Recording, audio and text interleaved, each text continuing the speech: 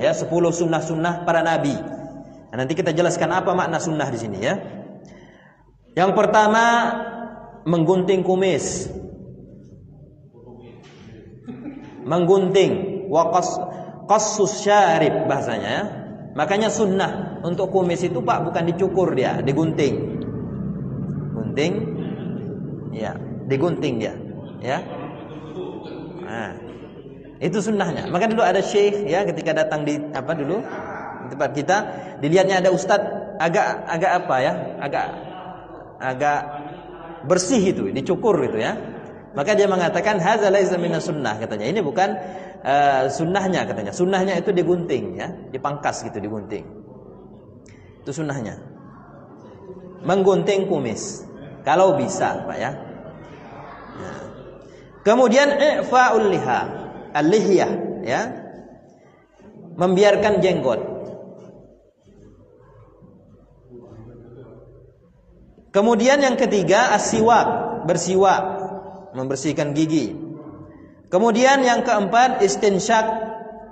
Nah, makanya termasuk kan istinsyak di sini. Kemudian yang kelima membuang kuku atau memotong kuku, bukan membuang kuku bahasanya Pak ya. Kalau kami membuang kuku, memotong, merapikan. Kalau membuang ya kita cabut kuku kita, enggak begitu ya. Makanya bahasa kita kadang-kadang banyak yang salah. Bahasanya itu memotong kuku. Kemudian mencuci sendi-sendi.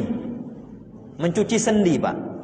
Sendi-sendi kita ini ya, itu dicuci. Itu sunnah fitrah ya. Sunanun fitrah atau sunanul mursalin. Kemudian mencabut bulu ketiak atau rambut ketiak ya. Kemudian mencukur bulu kemaluan. Kemudian bersuci dengan air ya, artinya apa? Cebok. Cebok ya, mau buang air besar air kecil kita cebok. Kemudian yang ke-10 al-madmadah, berkumur-kumur.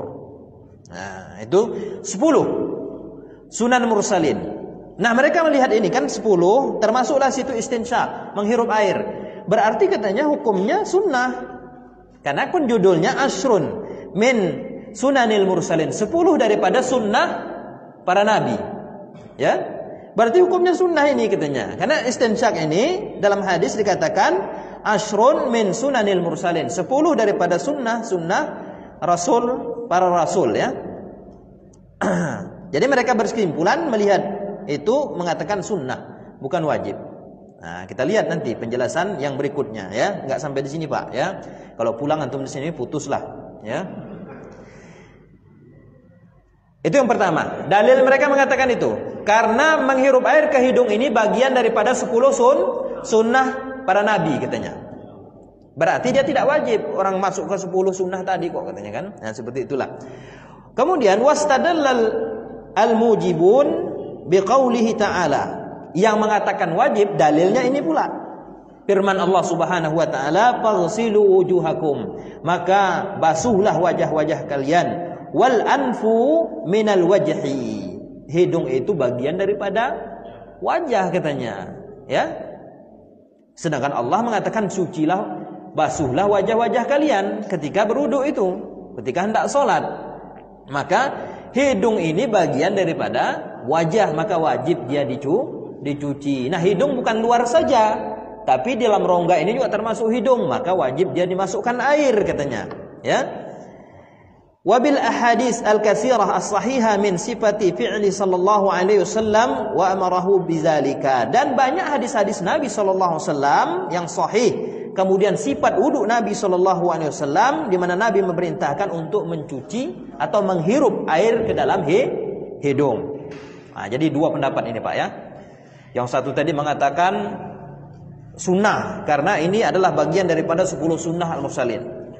Nah, cuma kita jelaskan berikutnya. Yang satu lagi mengatakan tidak wajib karena Allah mengatakan cucilah wajah kalian dan wajah di bagian dari wajah itu adalah hidung ya. Maka perlu kita masukkan air di situ disebut dengan istinsyak. Maka hukumnya wajib katanya. Nah, paham Pak ya, ada dua permasalahan ini ya. Dalilnya masing-masing mereka punya. Yang dimaksudkan di sini sunnah di sini adalah tariqah, ajaran katanya. Ya. bukan dikerjakan berpahala atau ditinggalkan berdosa. Lianna tasmiyata as-sunnah li ghairil wajib istilahan minal fuqaha al-mutaakhirin. Karena penamaan sunnah secara istilah, kalau dikerjakan berpahala, ditinggalkan tidak mengapa, itu istilah yang belakangan datang dari kalangan fuqaha. Dulu tidak ada makna itu. Ya. Makna sunnah itu berbeda-beda, Pak, ya, sesuai konteksnya. Kalau makna hadis, dari hadis, ya, kita lihat makna sunnah itu apa? Dari segi hadis, kalau kita lihat makna sunnah itu apa saja yang disandarkan kepada Nabi Muhammad SAW, dari perkataannya atau ucapannya, kemudian perbuatannya, diamnya dia, kemudian ada juga di situ akhlaknya beliau, kemudian juga ada di situ makanya ada khuluqiyah dan khalqiyah gitu ya. Khuluqiyah itu akhlak mereka, akhlak beliau SAW, bagaimana akhlaknya, bagaimana dia bermuamalah gitu, bagaimana dia berinteraksi sama masyarakat, sama orang lain gitu ya. Ada juga khalqiyah, sifat beliau, bentuknya, bentuk tubuhnya. Itu kalau dalam kitab Syama'il Muhammadiyah kan dijelaskan bagaimana postur Nabi gitu ya, matanya bagaimana, kulitnya bagaimana. Nah, itu kan bisa kita baca di Syama'il Muhammadiyah, itu dijelaskan ya. Atau dalam kitab-kitab sirah yang lain juga saya rasa ada ya penjelasan-penjelasan tentang itu. Nah, itu makna sunnah dalam pengertian hadis. Ada juga makna sunnah yang dimaksudkan sini ya, lawan daripada fardu.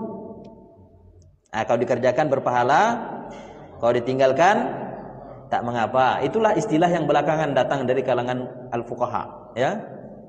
Itu makna sunnah yang kedua, lawan daripada fardu. Itulah disebut dengan mustahab. Nah, mereka tadi mengatakan mustahab itu maksudnya katanya ya, menghirup air itu mustahab hukumnya, bukan wajib. Sunnah kalau dikerjakan berpahala, kalau ditinggalkan tidak mengapa. Tapi kita ketinggalan fadilah itu ya.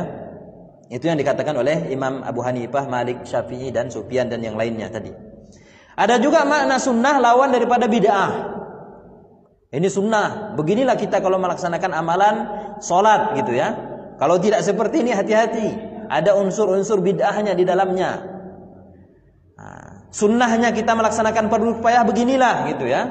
Tapi kalau kita lakukan begini-begini ya, ada bunga-bunganya, kemudian ada azan-azannya, ada ikomat-ikomatnya, hati-hati gitu kan. Nah, itu contoh gitu Pak ya. Nah, lawan daripada bid'ah, dari sesuatu yang diada-adakan. Apa saja itu? Bentuk ibadah yang diada-adakan ya, tidak sesuai dengan apa yang dibawa oleh Nabi SAW, itulah dikatakan bid'ah, lawan daripada sunnah. Ini yang terakhir. Inilah yang dimaksud oleh Al-Imam Ahmad rahimahullah usulus sunnah ya. Nah, apa itu? Yang dimaksud sunnah itu adalah aqidatu wal manhaj. Aqidah dan manhaj, metode. Jadi dia punya pondasi Pak dalam berakidah. Ada pondasinya dia. Ada pondasi ya dalam dia mentauhidkan Allah Subhanahu wa taala.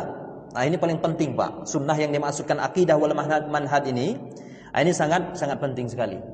Inilah juga kita bersikap ketika kita bermuamalah, kemudian ketika kita melakukan sesuatu ya, apalagi yang berkaitan dengan din agama, kita punya sikap ya.